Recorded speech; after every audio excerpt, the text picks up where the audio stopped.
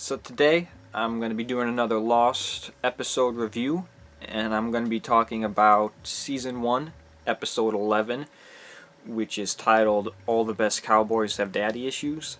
This is a very fitting title for the show, one that I like a lot, just because it's true that a lot of characters on Lost are dealing with various degrees of father issues. Jack doesn't have it as bad as he might think compared to other people like Locke and relationship with his father, but the majority of this episode is kind of focused on the plot of Ethan, who had just abducted Charlie and Claire. Last episode we found out that Ethan wasn't on the plane, his name is not on the manifest. It's now being assumed that he is an other, or one of the people that Rousseau mentioned as having already been on the island for a while now, since given her story, they would have been on the island more than 16 years before the plane crashed, because she was on the island for 16 years before them. So, I mean, it's still not even fully confirmed in this episode, because one small little thing that they throw out there is the possibility that Ethan was lying about his name, and so he wasn't. So they throw out the slight possibility that Ethan was lying about his name, and his name is different, and he was on the plane. Well, of course, at this point we know that's not true. He was sent to infiltrate the camp. To get a list of names and whatnot, whatever they had him doing. But it was interesting, that little setup, which they never fully expanded on. And I guess we don't even really... I guess we don't even get full confirmation that Ethan was an other until Season 3, when you see him get sent out in the opening of the Season 3 pilot, Tale of Two Cities. So, it's just assumed for most of Season 1 and 2 that Ethan was in fact an other. But anyway, this is about Jack, Kate, Locke, Boone. They're all trying to follow Ethan, find him, and get Charlie and Claire back. And what this episode does, which is kind of interesting to me, it could almost serve as a mid-season finale. I mean, not a mid-season finale, a mid-season premiere. I know back then they weren't doing, mid-season stuff. Back at that point, they were still relatively week by week. I know they might take a week or two off for something like Christmas or other holidays, but it hadn't gotten to the point now where long-running shows like this will take 3 or 4 months off, as by standard. That doesn't really start until about around Season 4 for Lost. That was one of the things that started doing with the writer's strike. The writer's strike had that kind of effect on the whole landscape, but that's something I'll talk more about when I get into Seasons 3 and 4, which is where that really started to come into effect. But you could almost see it as a mid-season premiere, because of how all the different little storylines it sets up. A lot of major things going on throughout the rest of the show are sort of kind of set up here. I mean, obviously you have the most obvious stuff, like Claire being missing, the storyline with the others, and towards the end of the episode you get the discovery of the hatch, which is very big. You get the relationship between Boone and Locke, and also this sort of is the first step, I guess, in kind of the animosity between Locke and Michael. It also kind of starts up with Michael and his plan to build the raft, because I think he felt a little inadequate or whatever when Locke refused his help to go hunting, which I completely understand. I mean, you don't need that many people, and Michael didn't really show himself to be all that competent when just wasn't it a couple episodes ago that he goes along in the boar hunt and he's completely useless. So I mean, if I was Locke, I probably wouldn't want Michael going along either. Saeed's back now from his little. He was away for a little stint, but it does set up a lot of these storylines that are going to be ongoing throughout the show. And the Raft storyline itself too is really big, as much as the Hatch and the others. It's kind of like the three things that sort of go on forward, and it's easy to forget how big of a part Michael does play in season one in particular, because he kind of fades off towards season 2. He does come back in season 4, but he was a big part of season 1. A lot of storylines are. He does have a lot of his own storylines focused around him, more so than you would think when you look at the story as a whole. If you look at all 6 seasons, a character like Michael doesn't seem as important, but Michael is very important in season 1. I think he's one of the only a couple of characters to actually appear in every episode in season 1. I think it's him, Jack, and maybe it's just him, Jack, and Kate are the only characters to appear in every episode in season 1. Maybe Hurley too. I don't know. I'd have to check that again. But yeah. Now the episode itself, I thought it was a good episode. I liked it a lot. It's another Jack episode, which they're always important. He is the main character of the show. I know some people might not always like him. I'll admit that I was just recently watching more of season 6, and it's quite a jump going from season 6 Jack to season 1 Jack, because they're drastically different characters, and he's much more likable towards the end of the show. Jack, he's much more likable around like seasons 5 and 6, and maybe even 4 a little bit. But I don't know. Going from season 6 to season 1, it's just a big. It's a big leap, and you can kind of forget how annoying and frustrating he can be at times, especially when you see his interactions with Locke. But the flashbacks were good too. It's always. I always think it's important whenever we get any kind of. When we get any kind of development of the relationship between Jack and his father Christian. Christian's I've always said I think Christian's a very important character to the show. A character I wish we could have gotten maybe a little bit more of. I would have liked sort of a centric episode for Christian to kind of see how he came to be like he is. Maybe exploring Christian's relationship with his father, which is something that was kind of hinted at as kind of, just kind of passing down the line, I suppose, from father to son to son to son.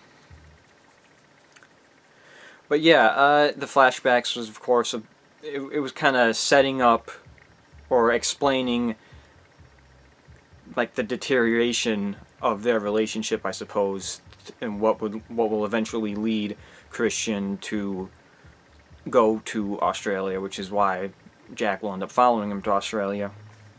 And this is all stuff that was hinted at in Jack's last episode. I believe his mother says something along the lines of, you're not going to go after what you did, and this is, I suppose, what you did. I always like seeing Christian. I think he's a very interesting character. I know some people are more hard on him than maybe he deserves. He's not the best father, but he's definitely not the worst father on the show. I think there's much. I think he's a very complex guy, Christian Shepherd. I don't know. I feel like that's one of the big things that always kind of not bothers me, but kind of bothers me, that we never could have gotten just a little bit more about Christian. I definitely would have liked that. This episode I mentioned has the beginnings of set up between the dynamic of Locke and Boone. That was very nice to see.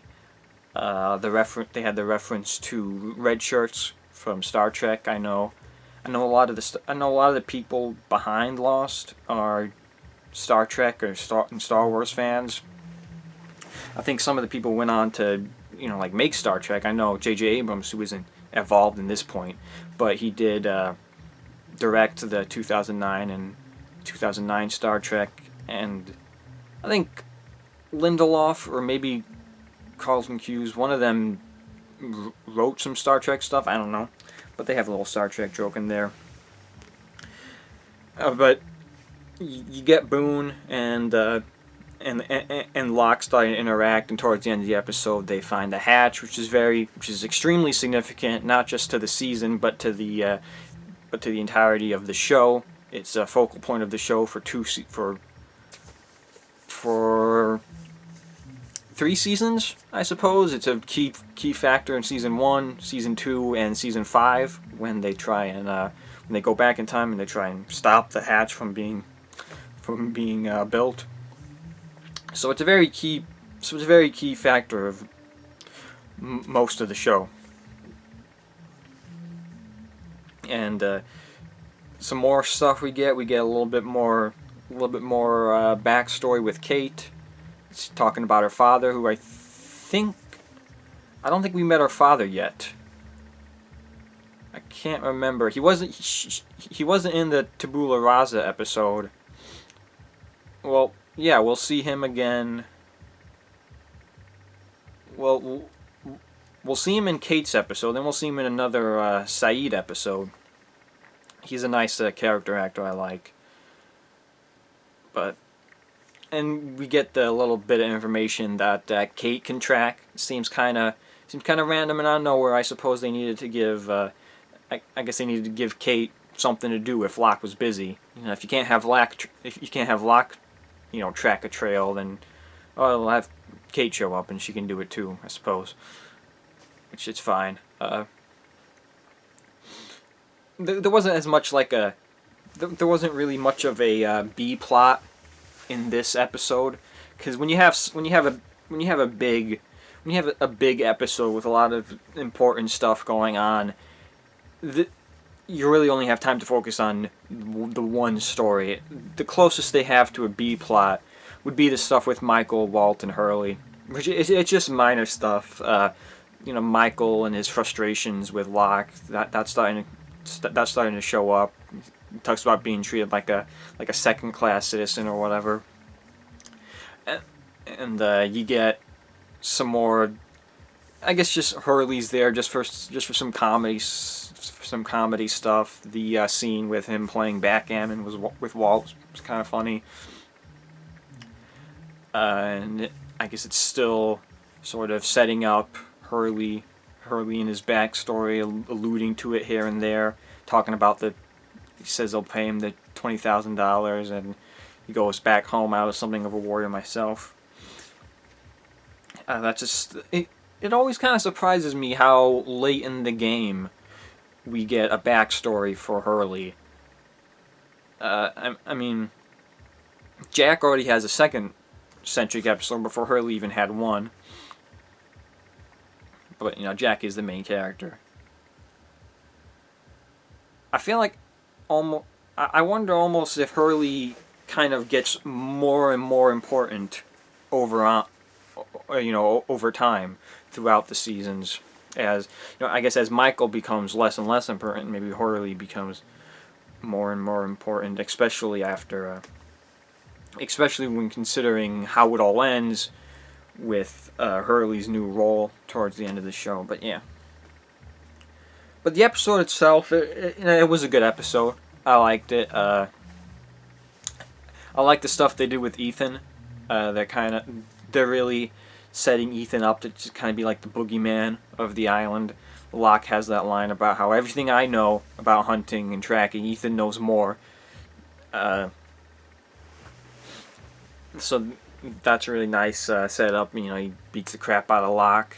I mean, no, he beats the crap out of Jack when they have that little encounter.